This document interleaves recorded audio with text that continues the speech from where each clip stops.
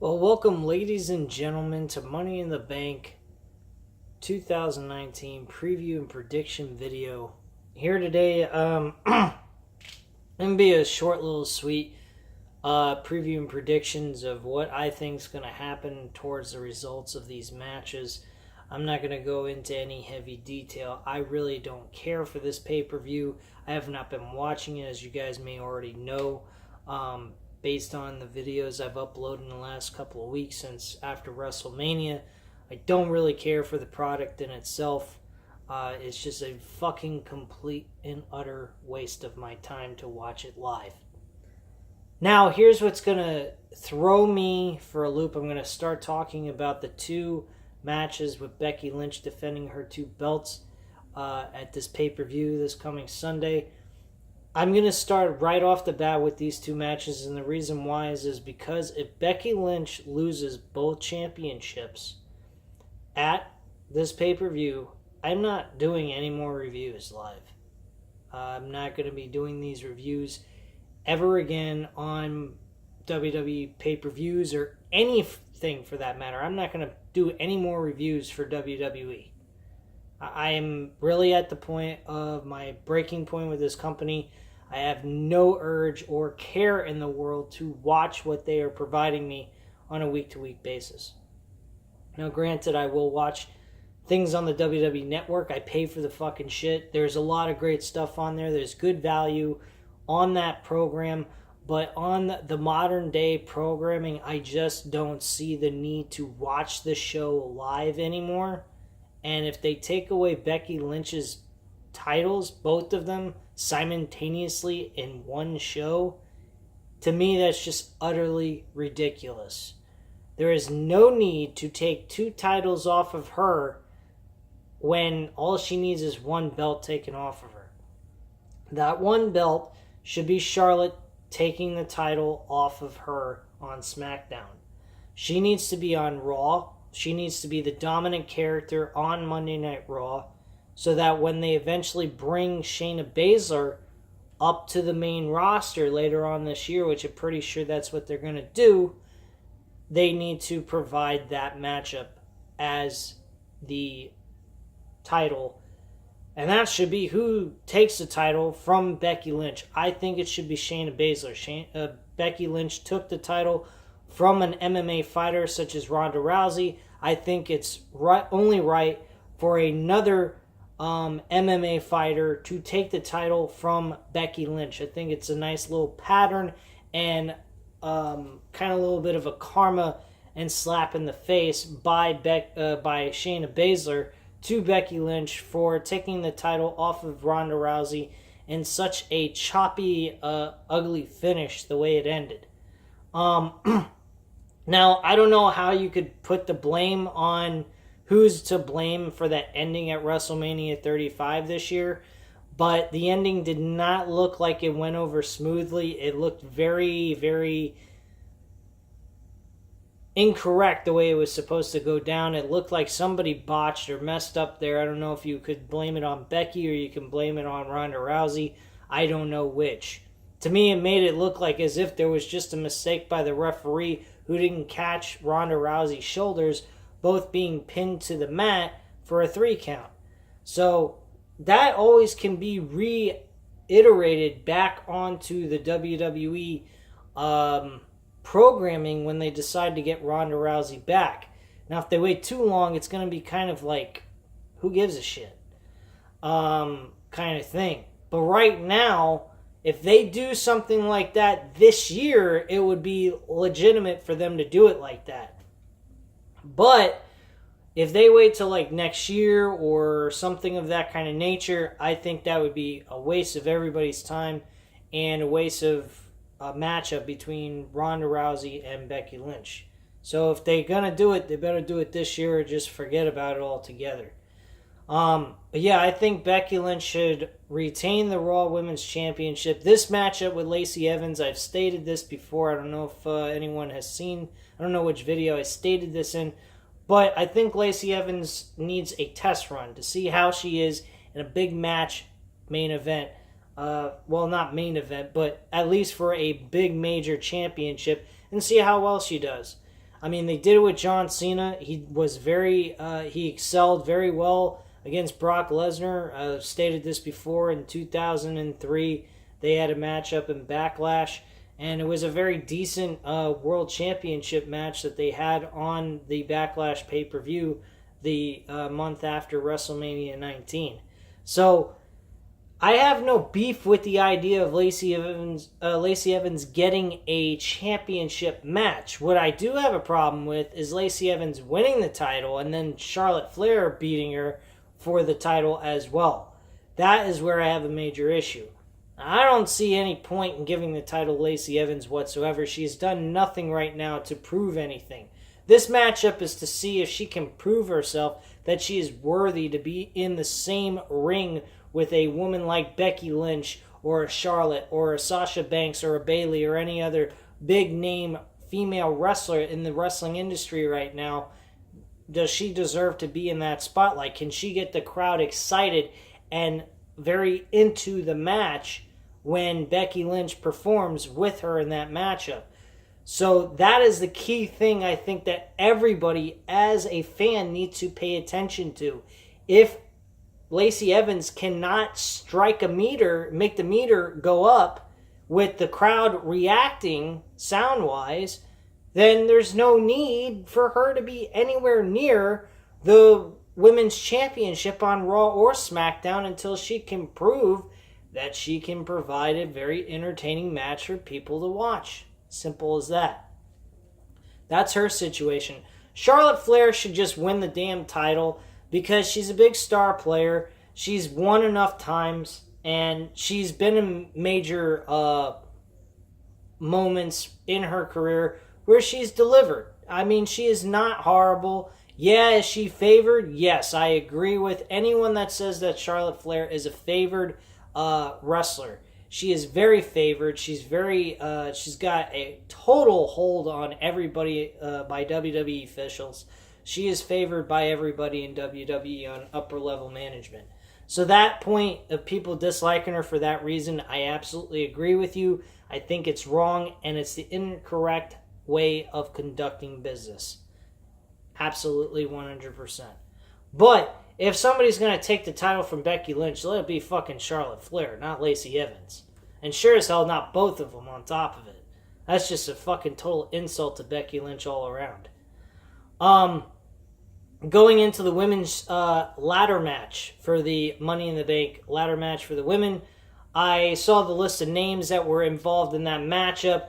None of these names really stand out outside of Alexa Bliss and Ember Moon.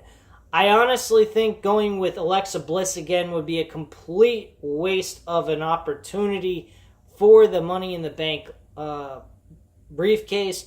I think it should go to Ember Moon. She's totally fresh. She's something new. You give her the Money in the Bank briefcase, have her hold on to it for a while, put her in some very good, solid matches that build her up and make her really look legit. And then at that point, if you decide at whatever point in time, maybe at a major event or Survivor Series for that matter, you have her cash in on the Women's Champion, whichever one you prefer doing. I think she should cash in on the best Women's Champion going at that point in time. That's how I would do it. Ember Moon's my pick for the Money in the Bank ladder match. For the women, I honestly don't see them going with her. Quite frankly, I'm pretty certain they're going to go with Alexa Bliss again. It would be a complete travesty, but it's probably going to happen.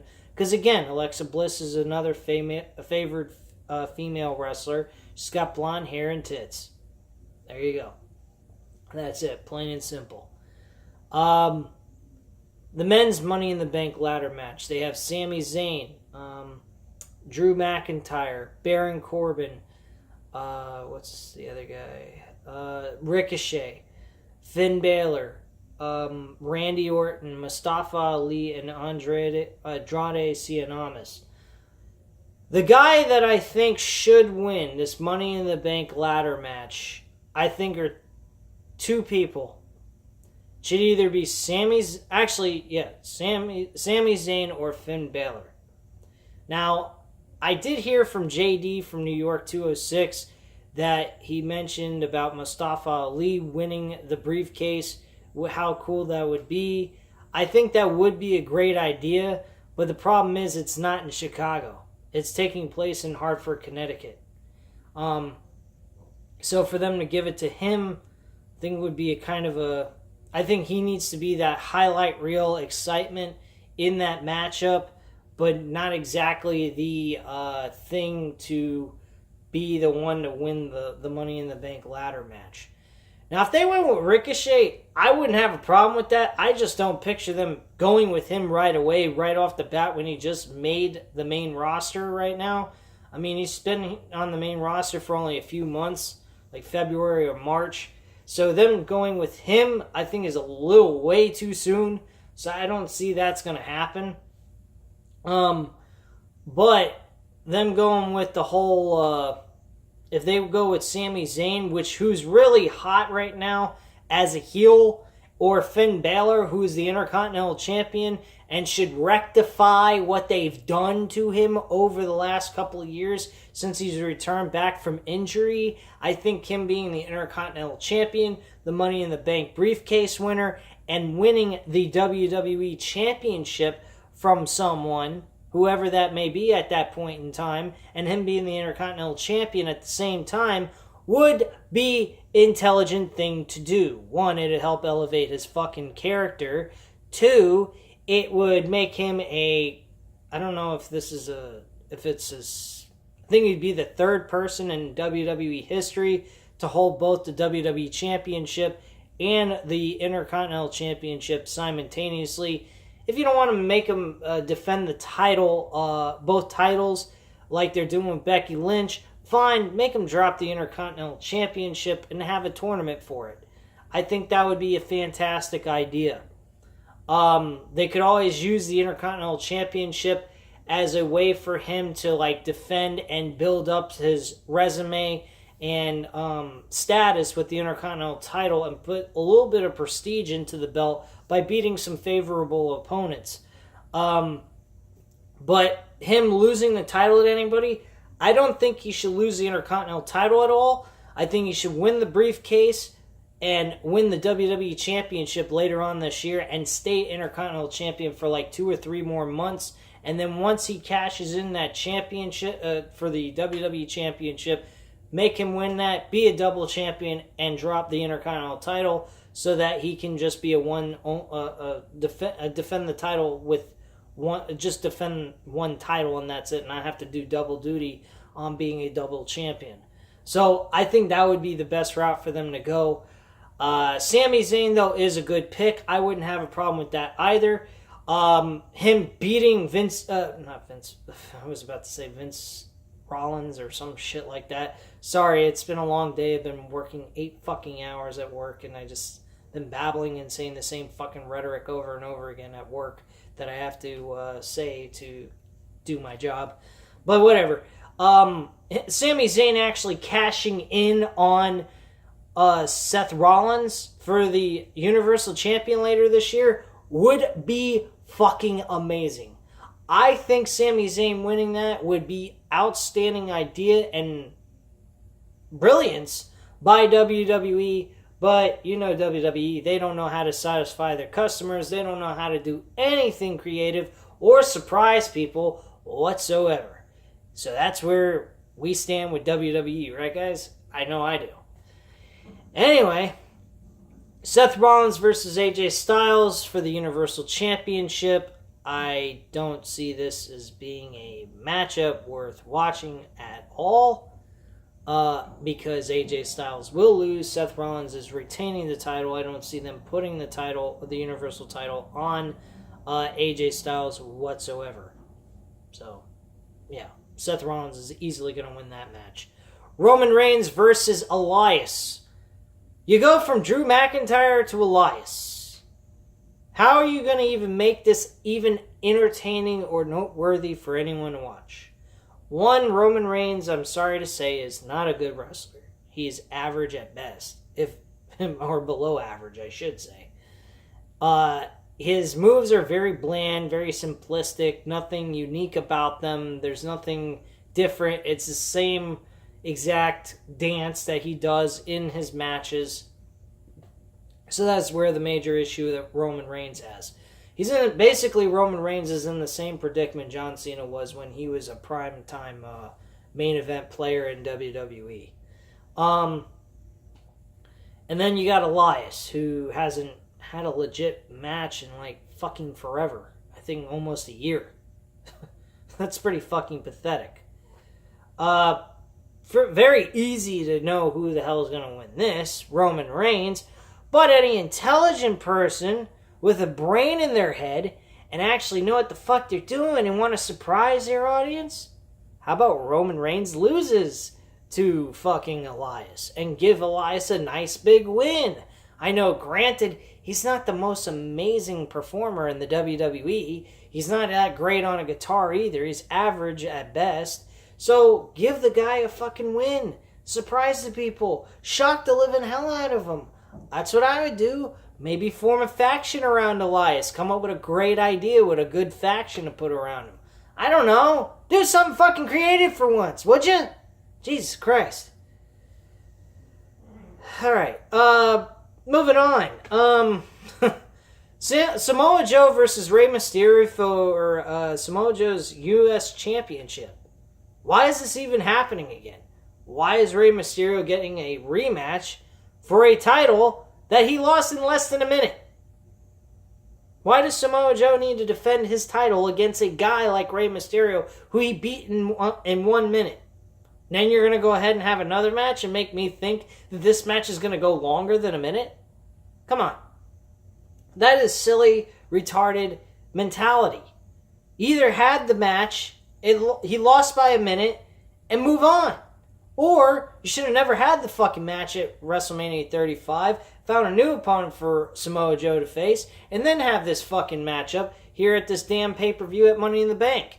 But no, they can't do that, and they can't be creative and find a new fucking opponent for Samoa Joe to defend his U.S. Championship. So, like everything else in WWE, repeat and rinse and repeat. So we'll just go with Samoa Joe retaining his championship again, because if you want to make Rey Mysterio win, you're going to make yourselves look like a bunch of fucking idiots, even worse than what you're going to do by having this matchup go longer than a fucking minute to begin with.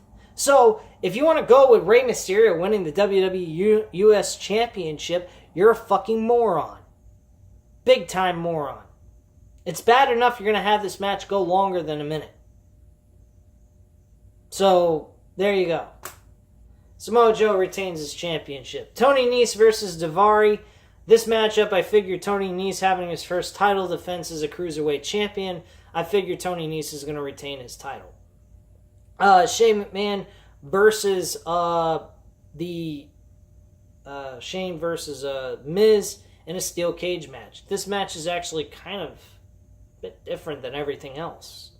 It actually has a reason to be there, meaning in the sense of why they had this match. It's called a steel cage match. To do what? Keep them both inside the ring unless they're going to escape to get the win.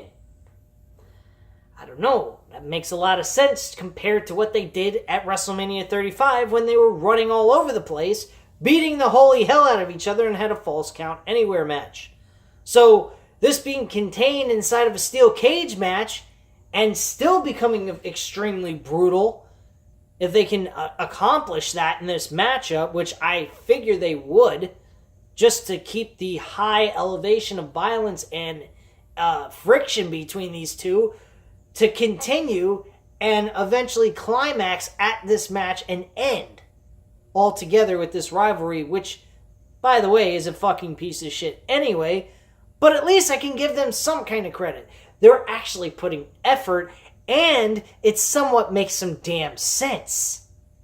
Now, granted, when it first started, it didn't make a whole lot of sense at all, but, you know, WWE doesn't have to make sense. They're made of millions and billions of dollars, so they don't need to do anything that's the correct way of doing things.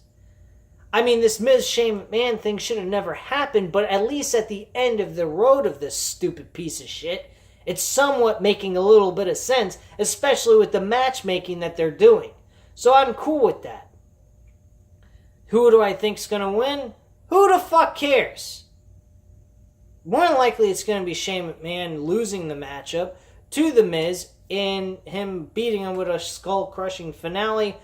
And that's basically it. Because I don't think they're going to go with Miz escaping the cage. I think that would be more preferable to Shane McMahon escaping the cage out the fucking door since he's playing the heel. Which, by the way, may I direct this to you guys, I think this heel of Shane McMahon is an absolute put-on and forced out the ass. It doesn't feel natural. It doesn't feel like Shane McMahon. He is not playing a heel role at all well. I don't like him as a heel. I think he's absolute shit as a heel. He plays better as a face. He's more realistic as a face. He's a way professional.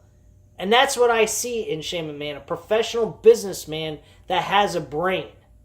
Not a fucking asshole scumbag who does the kind of shit that he's doing right now, while The Miz all of a sudden is Mr. Happy-go-lucky nice guy. I mean, granted, I like to see him try to do something different than just being a heel all these years, but I'm sorry. No cigar, Miz. It's not working out for you. You play better as a heel. And the same thing goes for Shane. He plays better as a face. They got their freaking characters mixed up somewhere along the line. And who the fuck really cares?